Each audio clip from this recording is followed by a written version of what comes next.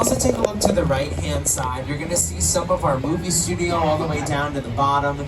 That's all us right there, some of our sound stages, so those are our completely controllable environments that we have. We also have Warner Brothers. If you look really far, you can see them as well. And if you can really see far, there's a green and white building. It kind of looks like a cheese grater, I'm not gonna lie. That's ABC and Disney right there.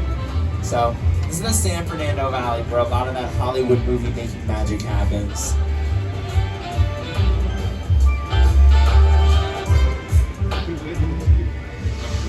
And we're lucky to be riding along one of our electric vehicles that are being introduced to our fleet as part of our commitment to sustainability here at Universal. You'll be hearing a little bit about that on our tour as well today. Again, we are celebrating the 60th anniversary of the studio tour. We are currently in our technical rehearsals. We're going to see a lot of things that are being reintroduced into our tour.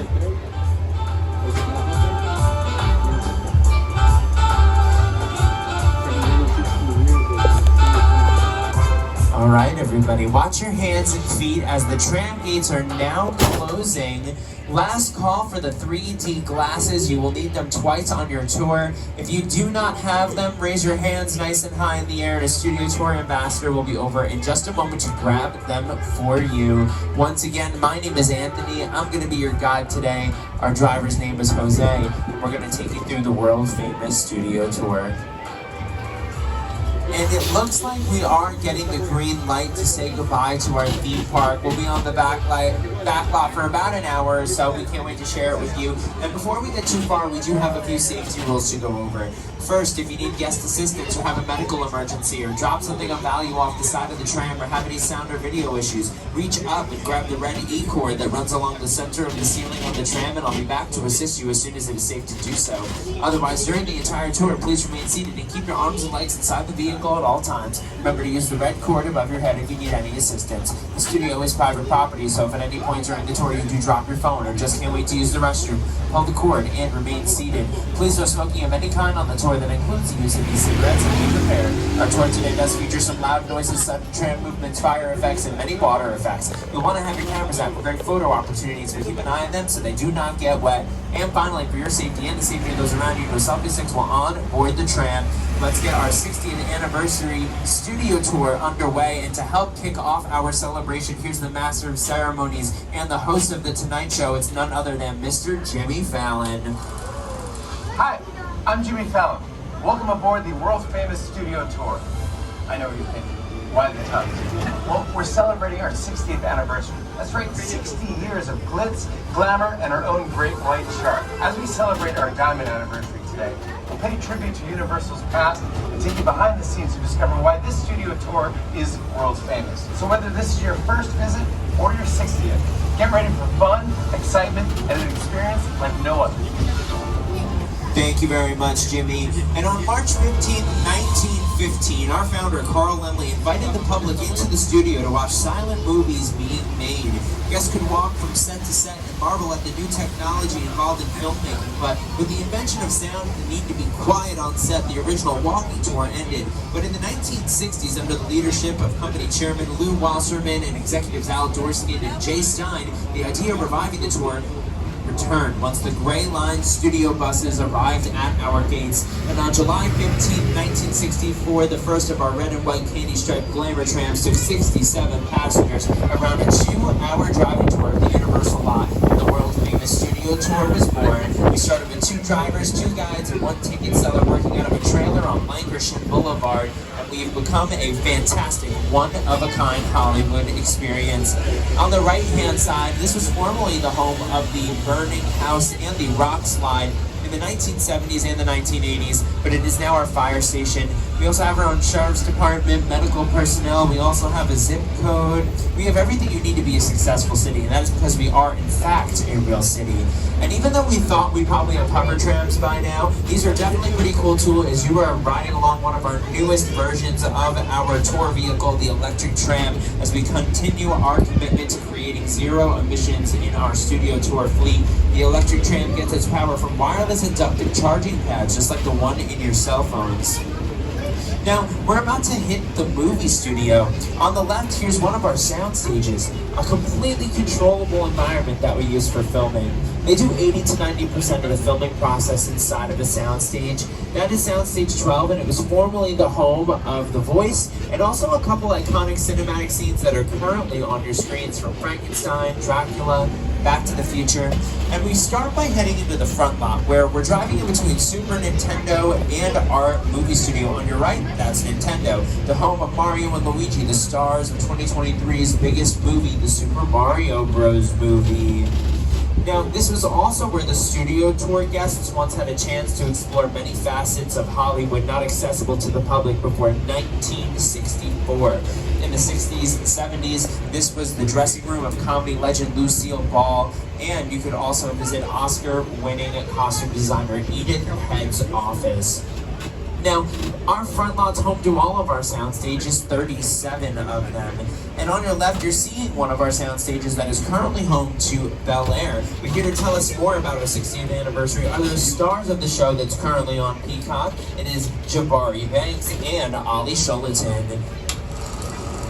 Leaving the theme park behind and entering the front lot where real Hollywood magic is made. Now, we're inside the sound stages that surrounds us. We can create any kind of environment the script demands. For the past 60 years, studio tour visitors have driven right by these buildings, and inside these walls, the sets from your favorite TV shows and movies have transported audiences anywhere the imagination can take you, even to a palatial mansion in Bel Air. When we film Bel Air, we love coming out of the sound stages and seeing the trams filled with excited guests as they drive by. So, keep an eye out. You never know who Or what? you'll see on the studio tour. Now, these sound stages throughout the years have been home to a lot of classic movies like Jurassic Park, Apollo 13, How the Grinch Stole Christmas, and a lot of classic sitcoms throughout the years. Shows like Martin, The Jeffersons, Coach, One Day at a Time, Never Have I Ever, Sabrina the Teenage Witch, Desperate Housewives, just to name a few. And recently, they've been filming with Seth MacFarlane for his new Ted prequel that just came out on Peacock. On your screen, you're seeing exactly what that looks like. Hi everyone, Seth MacFarlane here, and I'm excited to share with you a behind-the-scenes look at my Peacock original event series, TED. It's a prequel series set in 1993.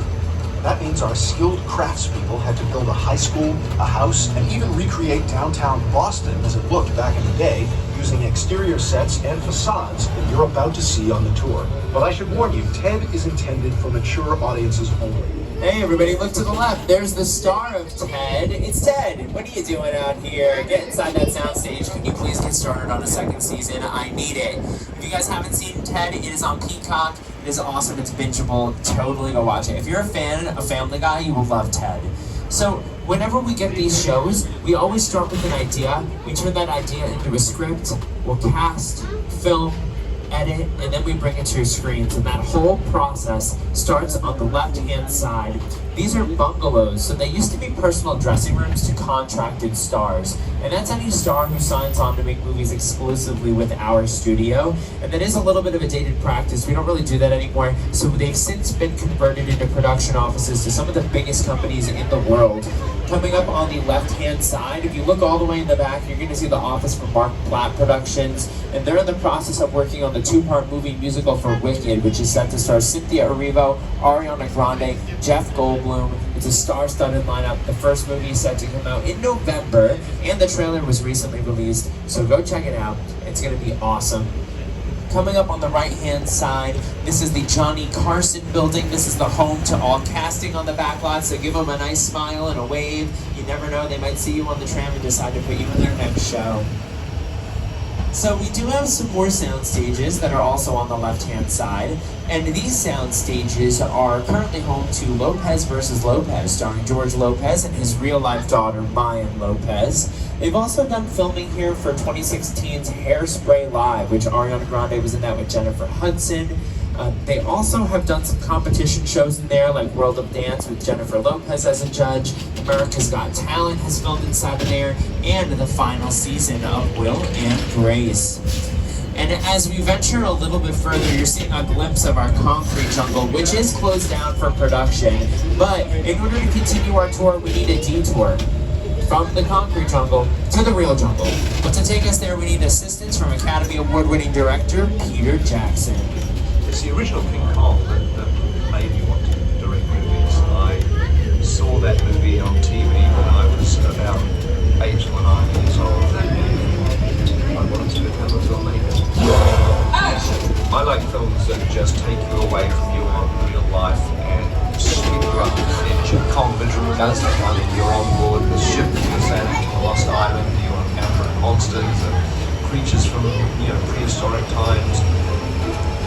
What kind of place is it? So I was thrilled when Universal invited me back to Skull Island, and it's great to have you along for the ride. Now everybody, at this time, make sure you have your 3D glasses. You're going to need them in just a moment. Secure any loose items that you may have, and please remain seated as we make our return to Skull Island.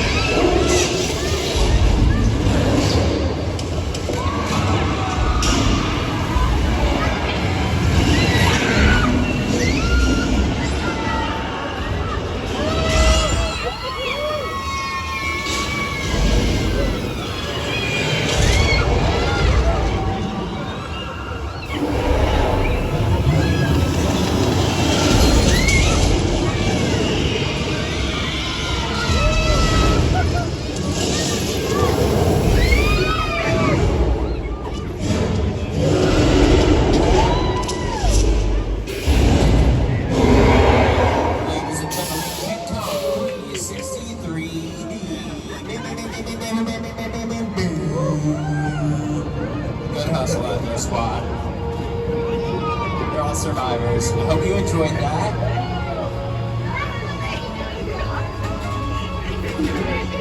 Believe it or not, King Kong 360 It's mine. is the Thank you. Yeah, I felt it go largest down. I was like, where is it? 3D Thank you. projection in the world, and later on in the tour you'll experience the largest. So hold on to those 3D glasses. And what you just experienced was presented to you on screens that are 40 feet tall and 180 feet wide. And the visual effects were made by Peter Jackson's team over at Weta Digital. And Weta Digital's also worked on movies like King Kong, Rise of the Planet of the Apes, Lord of the Rings, The Hobbit, and Avatar. They've also recently worked on The Hunger Games, Disney's The Little Mermaid, Wonder Woman, The Avengers, so you've certainly seen their contributions to computer-generated imaging throughout the years. And on the left, you're seeing our concrete jungle.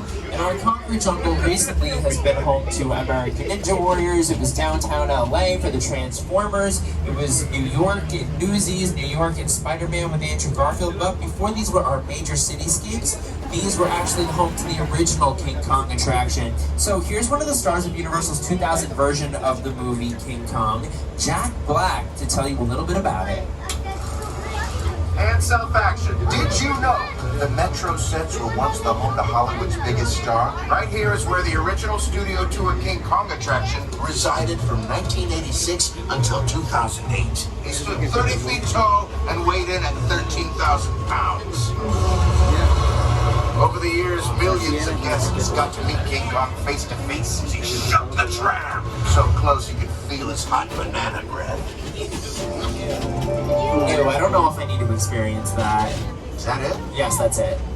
That's my last line. That's As the your last tram line? moves on to the next thing. It sure does. And the next thing we're moving on to is our monster mural on the right-hand side. This was actually made entirely out of cans of spray paint by street artist Tristan Eaton. It took him about 3 months to complete this monster mural. And we have this mural of our monsters because, well, monsters are really the bread and butter of our movie studio. They were literally the thing that saved us during the Great Depression, so we love to pay homage to them.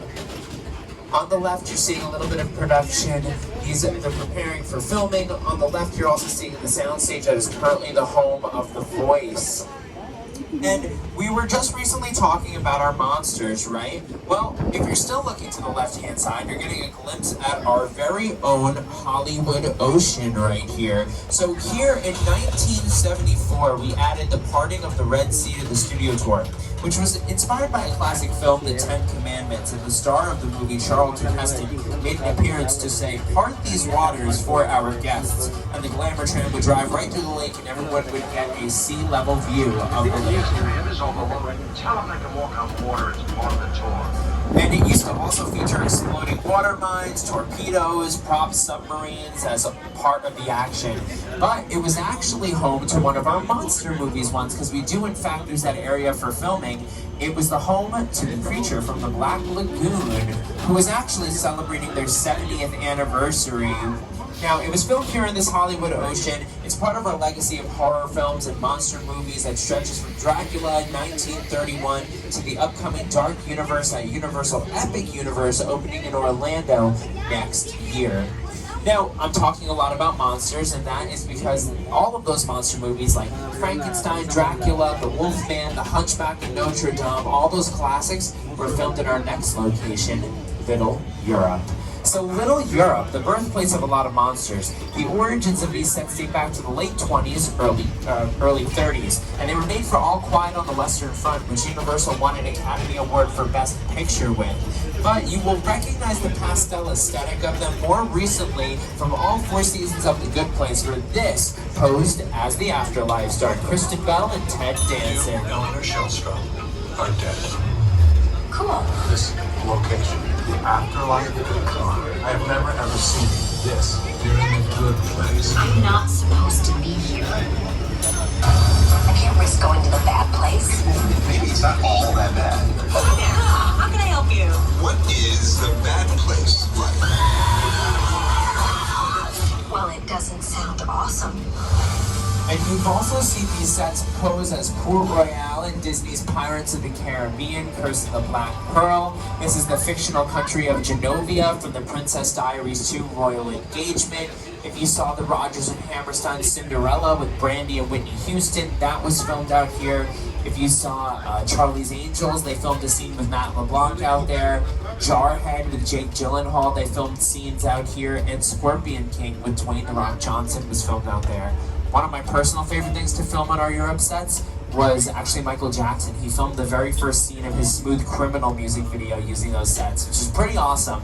Now, we're one of the only studios in Southern California to have sets that resemble Europe, and that's because our monster movies really saved our studio at that time during the Great Depression. So, other studios were selling off their land and specializing in different things. So, MGM did movie musicals, Warner Brothers did gangster movies, and we focused on the monster movie. And the monster movies were so wildly successful for our studio that it saved that portion of our land for us, and that's really what makes it one of the most popular locations for other studios to rent out.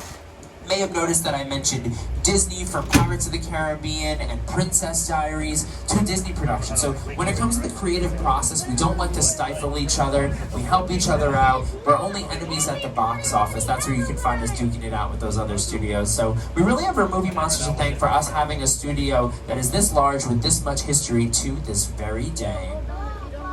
You know what we think of monsters. Dracula, Frankenstein, Wolfman, Bride of Frankenstein, The Mummy, Hunchback of Notre Dame, The Invisible Man, Phantom of the Opera. Classic films. They're just brilliantly made. That Frankenstein image, flathead, it's one of the great icons of the world. That to me was like the essence of the universal horror film. I was just mesmerized by these movies. Boris Karloff, Lon Chaney. I remember the original Universal Studios Mummy movie really scaring me. They still ring in our memories now, and we love them. And Dracula was made famous by Bela Lugosi. He actually played the role on Broadway, and he did such a good job on Broadway that they offered him the role of Dracula in the movie. Frankenstein didn't have a lot of lines, so he didn't find the role too appetizing to play creatively, so he asked Universal if he could bring to life the visual of the character, scary to look at, and he said, you know what you can do? Hire a background actor, so he quit, and that's what they did. They hired this man on your screens, Boris Karloff, and he played that role to the finish line and made it world famous. And at this time, I want to let you know that we are approximately at the halfway mark of the tour, so we will be returning to the theme park shortly. If you have an emergency, reach out, grab the riding cord, and we'll be back to assist you as soon as it's safe to do so. Now, we are very, very lucky here today because our driver, Jose, I mean, he's the man. He got us exclusive access to go inside of this soundstage. This doesn't usually happen. I'm excited to share it with you. We are inside soundstage 50, and this is an example of a hot set. It's all dressed and ready to go for production. The only thing that it's missing is its lead actor, and that's where you come in. You're gonna live your Hollywood fantasy and become stars today, folks. I hope you're excited. What was that? Jose, what is this? Uh-oh. I think we're having an earthquake, everybody.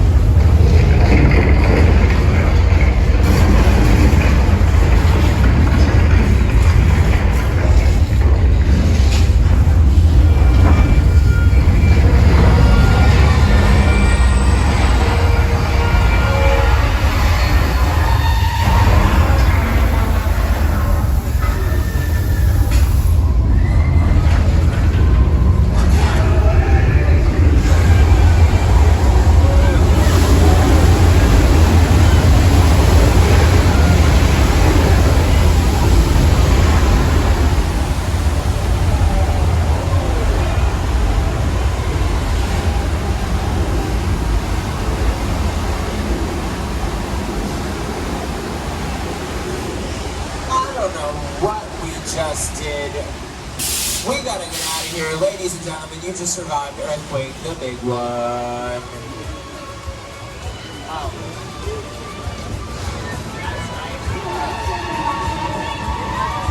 So this attraction originally opened on the studio tour 35 years ago in 1989, and it just reopened for this spring for our 60th anniversary of the tour with a complete Hollywood makeover. We updated all the props and movie-making equipment to bring the set into the 21st century. Welcome back, Earthquake.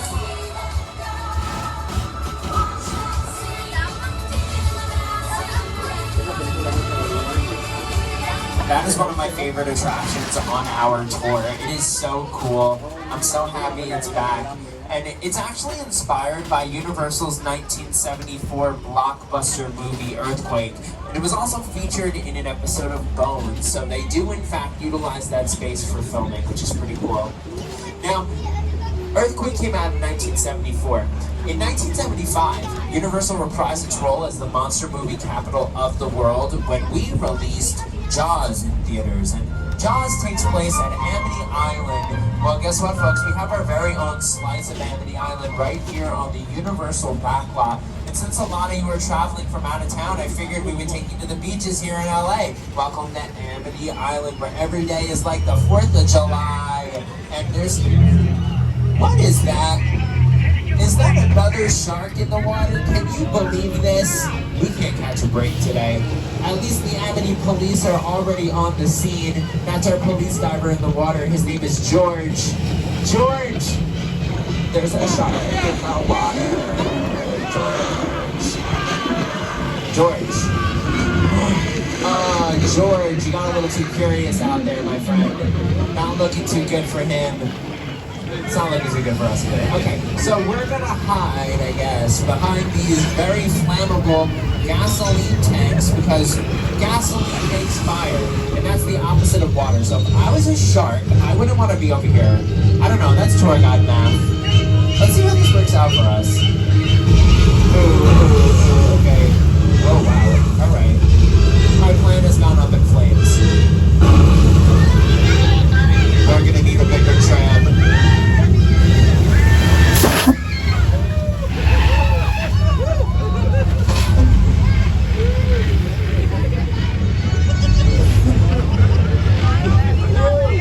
Everybody give it up for our studio tour star, Jaws the Shark. He's the hardest working shark in all of Hollywood. He works a lot better than the one that they used to film the movie Jaws, let me tell you. That one was made and tested in freshwater.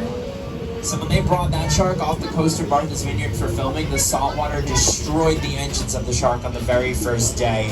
And that's why they nicknamed the shark Flaws. That's a much maligned shark. The shark was frustrated. It didn't really work all the time. It didn't work hardly at all. Wherever you were on the island, you could hear the radios. They were always saying, "The shark is not working. Repeat, the shark." Now we are heading into a classic attraction here on the backlot, and here to tell you about it is the Today Show co-host and weather anchor. It is Al Roker. It's time for my favorite part of the tour, weather. When it comes to film and TV, it is truly a special effect. In fact, to demonstrate how weather effects are created, we debuted our first major attraction here on the studio tour way back in 1968.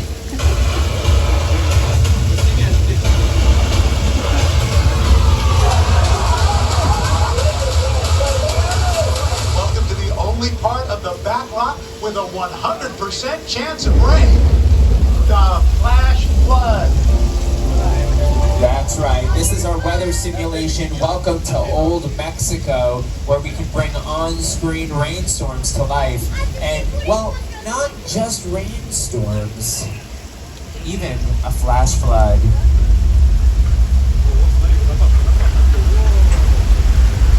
I don't know if I mentioned this before, but if you are in a blue sea, you are in a wet zone, so nobody is safe.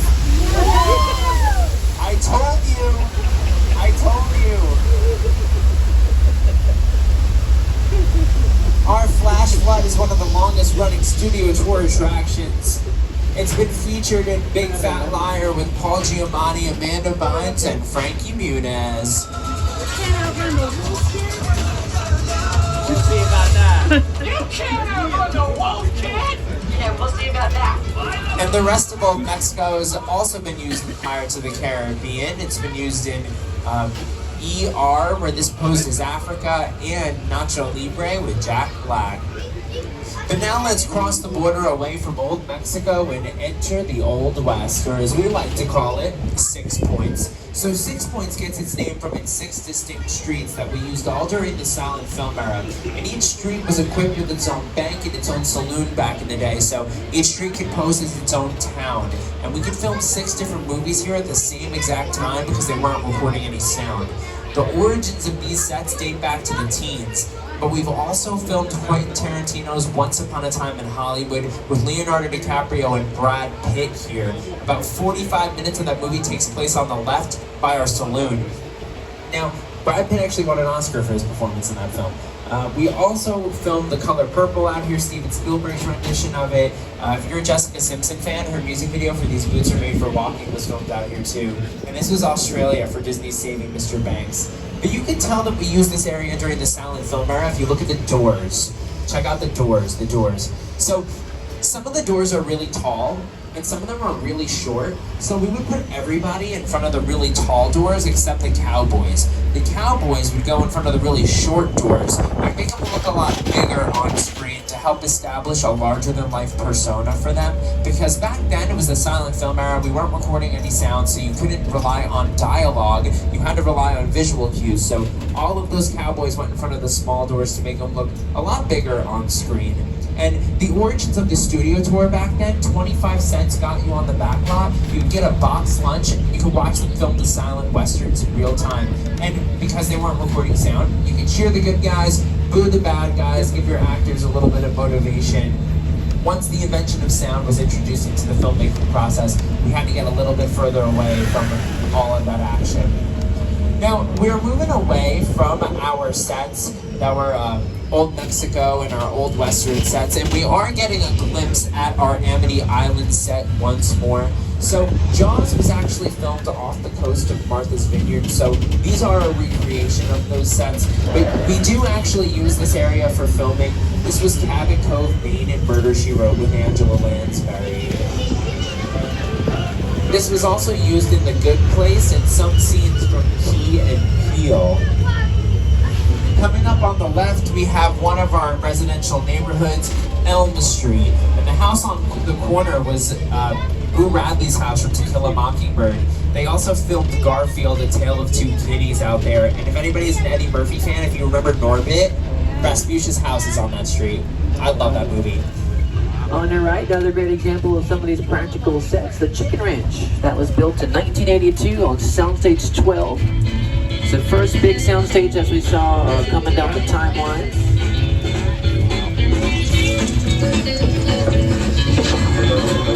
Chicken Ranch has been moved on to the backlot since being built on Stage 12. It's right here now in our little suburbs area, what we call Colonial Street, the street we turned down. This is a recreation of a suburban neighborhood. I've actually seen a little bit of this already in that clip from Ted earlier. I'm going to show you a little bit more of Ted right now. You're going to get a really good look at one of our colonial houses on the screen there. In real life, there it is to your right, Ted's house. How many we got? Well, let's see. We got 20 cartons. Fantastic. Do you think we're getting too old for this? Oh, come on, Johnny, we're doing a public service here. If a kid leaves the house in a less than stellar Halloween costume, he's got to get the bad news before he makes a fool of himself all over town. We're Samaritans. Ted is our most recent example of Colonial on screen, but I'll show you some more of our classic highlights Colonial throughout the years.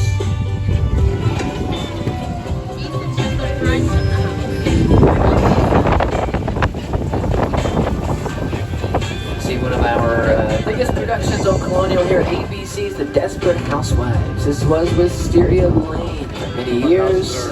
Three-quarter scale. It was Candy Cane Lane more recently, and the Christmas movie Candy Cane Lane with Eddie Murphy came out last December on Amazon Prime. Jump back to Halloween if I've got horror fans on the tram. Buffy the Vampire Slayer, they filmed an episode here. To your right, this pinkish purple house, the original Munsters house from the 1960 series The Munsters. We've also had The Nightmare on Elm Street 6. Not a great place to fall asleep. Let's switch gears one more time. Beyonce was here recently for her Verizon commercial that aired during the Super Bowl for her new album. And we're gonna head out of our little suburbs. As we do, you'll see one last little homage to another popular neighborhood. The Lion Estates, where Marty McFly lived in the Back to the Future films. Those are replicas of the original props. Those were made for the 30th anniversary of the film. Right here as we leave our little suburbs and head into our wilderness area. So very appropriately that they are there. But we're coming up now what we call Wilderness Road. That's kind of a nickname. This is still technically Steven Spielburg Drive. Still appropriate. He was a producer on the Back to the Future films. But coming up Wilderness, looking around, it's a bunch of trees and bushes basically, and we keep it that way in case we ever need to film stuff that takes place out in the middle of nowhere or wilderness. Something like that, that would be harder to take a whole cast and crew to those actual locations. Instead, we recreate that feeling on the line. We've got all of our production facilities and safety resources here. It makes things a lot safer for us. So as we come up Wilderness, at this point, we are about halfway through the tour, 15 minutes or so. I just want to remind you again, in the middle of the wilderness, to stay seated throughout the entire tour. If you need assistance, reach up, grab the emergency cord, and then stay seated. I'll be back to assist you as soon as it's safe to do so. Now, as I mentioned, we are still on Steven Spielburg Drive.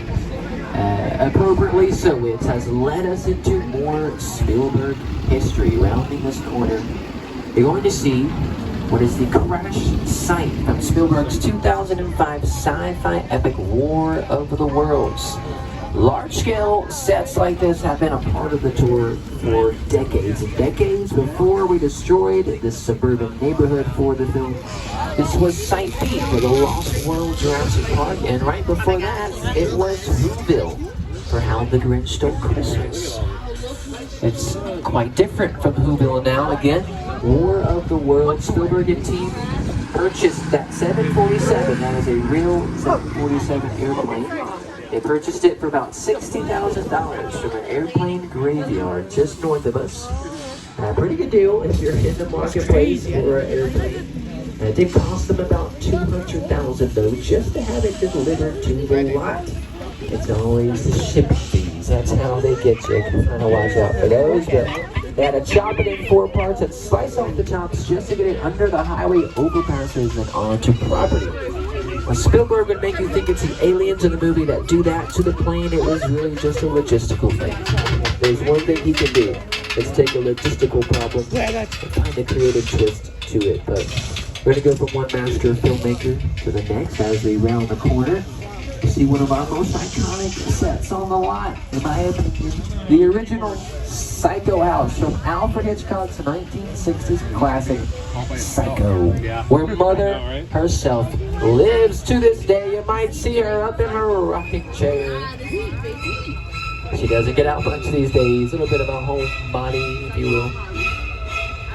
The Psycho house is our only iconic set here, or landmark, I should say. You'll see our official scale replica of the Hollywood sign as we head down the hill to your right. As we celebrate our 60th, the Hollywood sign's been celebrating its 100th anniversary, centennial year. But now, guys, I gotta tell you, this is probably the most exciting part of our 60th anniversary tour. For decades, part of the tour was a visit to the Prop Plaza, where you could disembark, get off the tour, and have once-in-a-lifetime photos, interact with characters, vehicles, props, all that kind of stuff. We have brought back that opportunity for the 60th.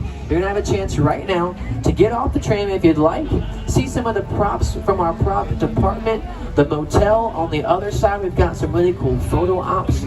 So you can get off here. This would be a limited stop, just to keep that in mind. You can spend 10 to 15 minutes if you'd like.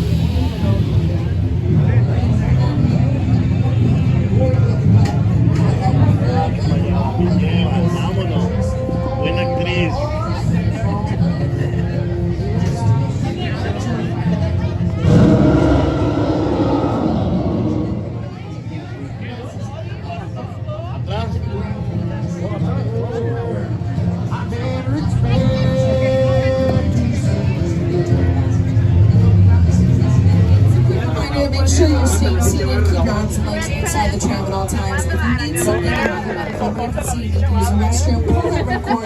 I'll be back to assist you when it is safe for me to do so, but please do remain seated at all times. It is for your own safety. Now, Universal has had the opportunity to work with generation-defining directors like Steven Spielberg, Alfred Hitchcock. I'm sure you heard a lot about those two people when you were on your first leg of the tour. But we also had the opportunity to expand that with new generational incredible directors like Academy Award-winning director Jordan Peele. Check it out. Vol d'Avignon, on l'a eu plusieurs fois et tu peux passer. I remember going into Donc, mets la posture. feeling this feeling of wonder. You know, one of my first trips to Universal Studios, seeing the dogs cry. One of my favorite movies of all time. Just feeling like that's him. That's the Jaws. Like I don't know. Where's the Jaws? C'est Lille, ça y ressemble, hein. I hope Je it is. déciterai là. Non, Monténégro, c'est un petit. Sharing space with Peut-être Monténégro,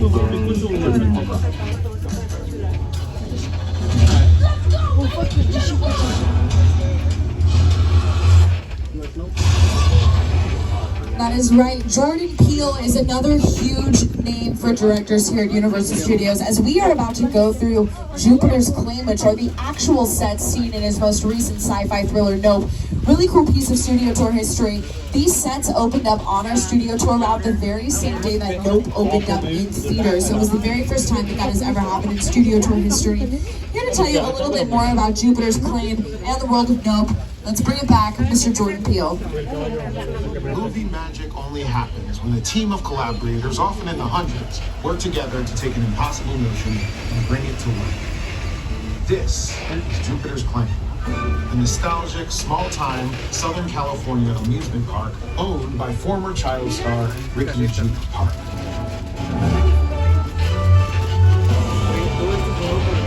Over there, look into the winking room and have your picture taken just like the kids in that old 90s movie Kid Show. That's what this whole place is loosely based on. Remember that one? No? Right. A little further down, you can see the brand new Star Lasso experience. Built to showcase an unbelievable new live show. It's not looking so live. Anyway. Behind this Hollywood fantasy, Boarding Rush Frontier Town lies a sinister secret. It is smack dab in the center of the UFO hotspot. Welcome to the world of Nope.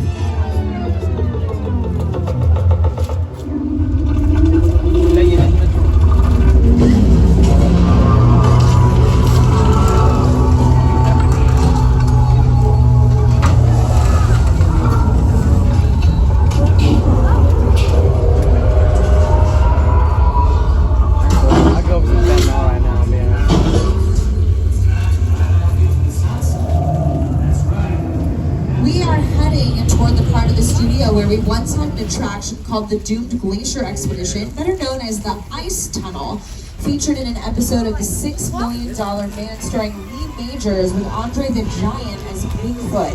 The tram would climb to an imaginary elevation of 12,000 feet. The only way back to the theme park was through the ice tunnel, where the slightest sound could trigger an avalanche, and it always did, causing the walls to spin and guests to tilt along with the Hollywood special effects. But that was our history back then, but this is now. We've got some upgraded technology. We are getting ready for Fast and the Furious Supercharged. As we go inside, please make sure you stay seated. Keep your arms and legs inside the tram at all times. Once again, if you have an emergency, pull the cord. I'll be back to assist you when it is safe for me to do so. But please do remain seated on the tram. Now, we mean business with Fast and the Furious, okay? We gotta get into the world of the movie, okay? We're going inside of Sullivan's garage. It's really mysterious. We don't know what's going on, but I have contacts that'll give us some more information. My friends Roman and Lenny are gonna tell us a little bit more about why we pulled in here today, what we need to know. So let's hear from them. Take it away, guys. My name is Roman Pierce. Pleased to meet you. My buddy Hobbs asked us to stash you show for a while. Brought you in our secret spot. Alright, listen us. We're gonna keep Shaw confined to keep you safe. We need your help. We don't want the syndicate tracking us here. So put away your camera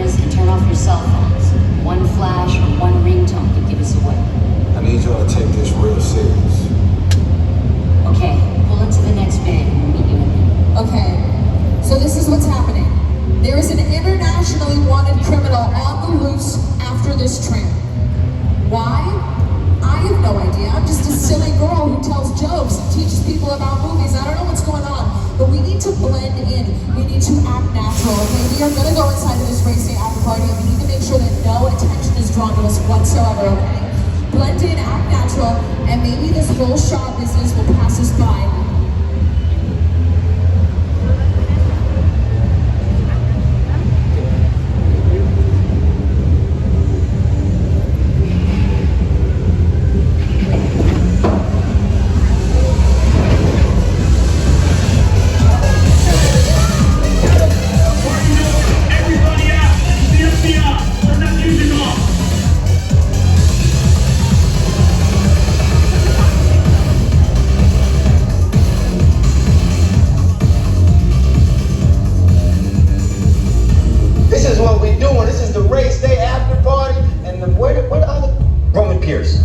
FBI, don't move.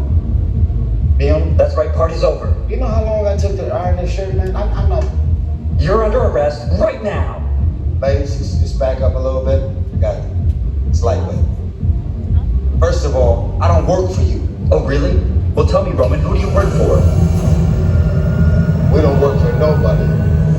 Cop, I suggest you clear out of here, otherwise we can't guarantee your safety. Guarantee my safety? I'm the one holding the gun. Yeah, but mine's a whole lot bigger than yours. Hobbs, escort this novice out. Let's go, Cookie Puss. You got an ugly suit on, man. It's cheap. Somebody out there really pissed off Shaw. It's gonna get ugly fast. Yeah, don't worry.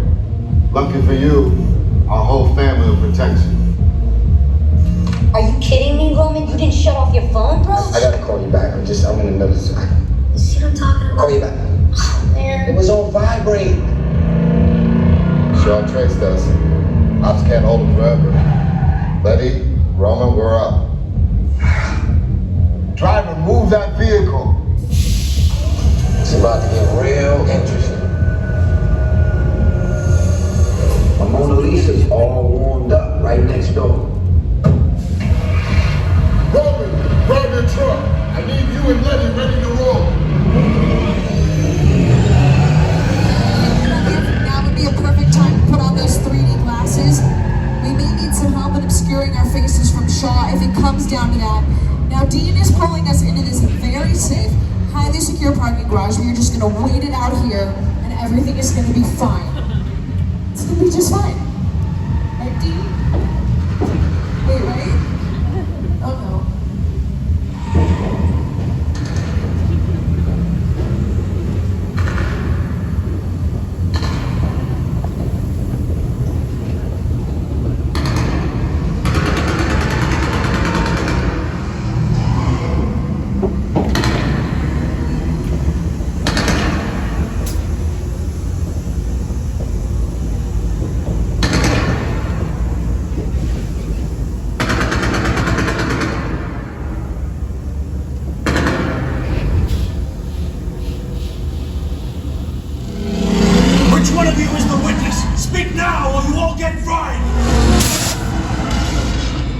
This is our turn.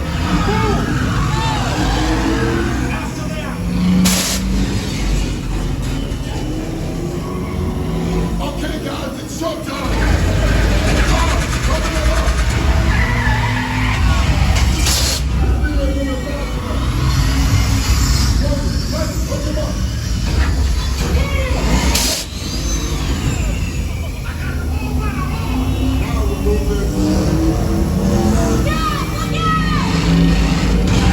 Give me the whip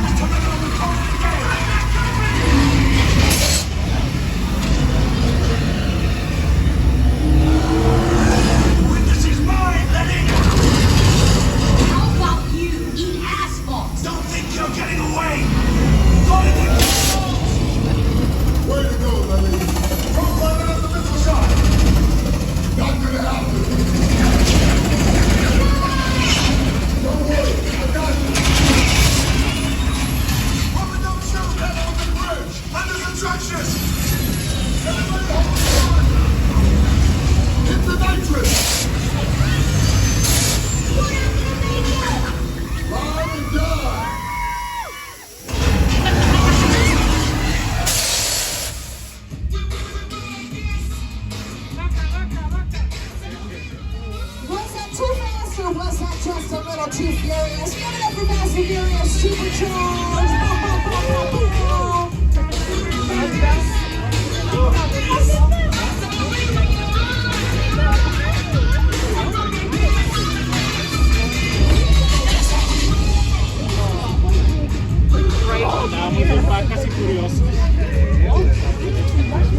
let's turn it over to my co-host Jimmy Fallon one more time. Over the past 6 decades, the studio tour has taken guests on an amazing behind-the-scenes look at a movie studio in a way that only Universal can. I hope that you had a great time today, and on behalf of everyone at NBC Universal, thank you for joining us to celebrate our diamond anniversary. Here's to another 60 years. Thanks so much, Jimmy.